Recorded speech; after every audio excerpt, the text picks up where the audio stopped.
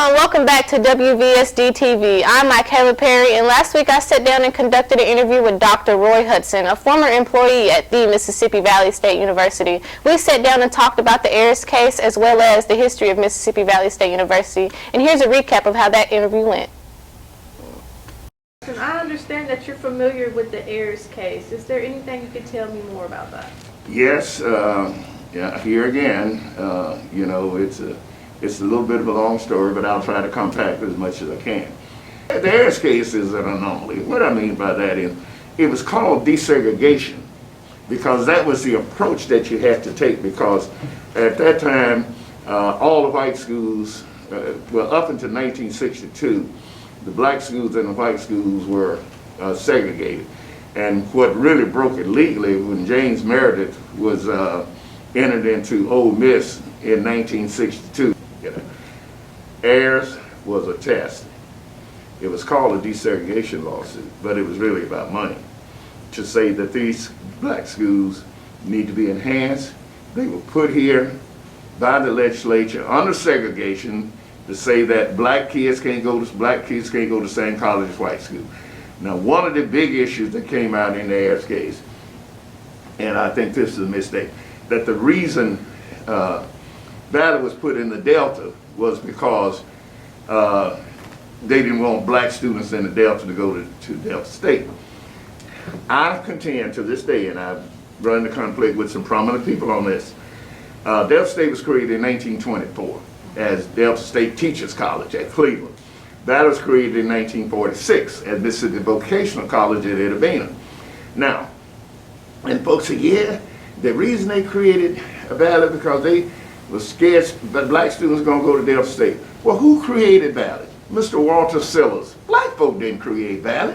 Mr. Walter Sillars, a plantation owner in Rosedale, Mississippi, who was a Speaker of the House, very prominent, powerful person.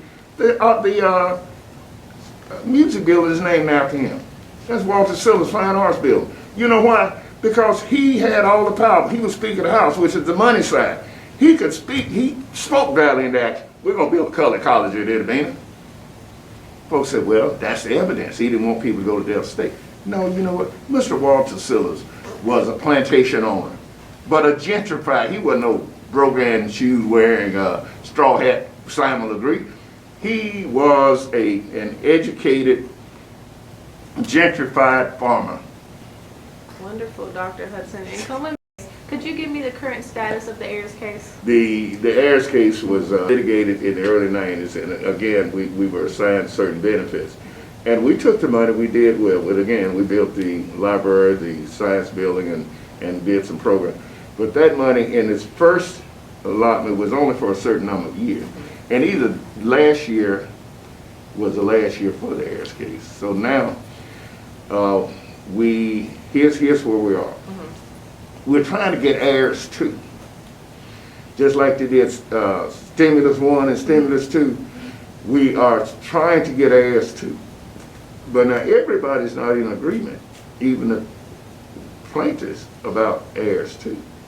They said, well, if we do that, we're going to bring up the area of segregation and desegregation, and even though we got through it the other time because we had a lot of people, those people ain't there, so sometimes you get a little scared to push some legislation. But now there was another attempt. The board said, well, instead of trying to get more money from the courts for Ayers, black universities need to raise their own money. So the board put together a committee headed by none other than Dr. Bob Kayat, who was the chancellor at Ole Miss, a white man, because they said he got contact with these big corporations and all, and he did. Ole Miss won. There was a lawsuit on asbestos when I was in the president's office. Mm-hmm. And we sued and got millions of dollars, but Valley didn't get none of it. All of them went to Ole Miss.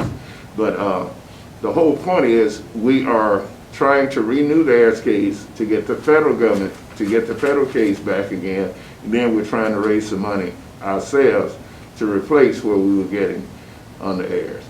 But right now, nothing has been decided, definitely, because Ayers saved us, really. When that judge decided that he was going to rule in favor of the black schools and going to give us some money, but I don't know if that will come back again. So there's some things we got to do ourselves. So right now, heirs is over, essentially, based on the first settlement decree, but we are trying to get a second to open it up again, but right now, that's still up in there. Thank you so much for that, Dr. Hudson. Wrapping up this interview, is there anything you would like to add, anything of significance that I might have missed? Well, first of all, I want to thank you all for having me and putting it up with my ranting and raving and all of this old school stuff. But old school becomes new school. No one can make me feel inferior without my consent.